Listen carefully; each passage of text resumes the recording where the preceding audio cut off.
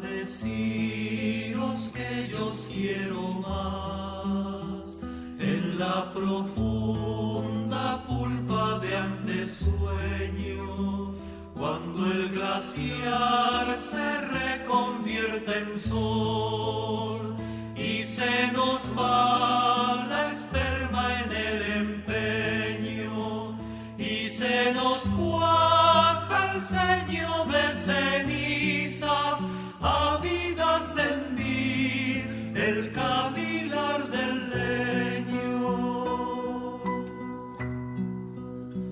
Huelga deciros, libertados una, que os sueño arando en hierro y sabio azote, volviendo a errar y errar sin miramiento, sobre un caballo y sobre un brioso brote, que es una forma de entender amar, y otra jornada que vencéis al trote, con ansias de echar la tierra a mugir, la luz a rodar.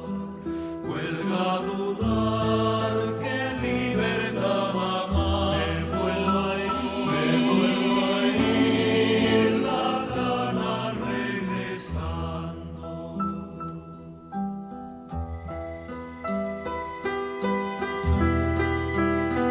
Que hambre tener, que libertad os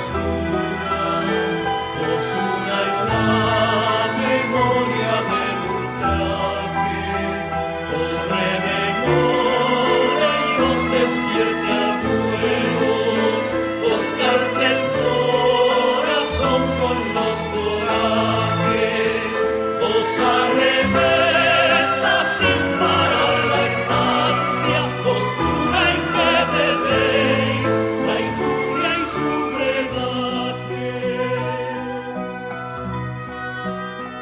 Que hombre volver para que os una libre su hombre y su veloz corpín.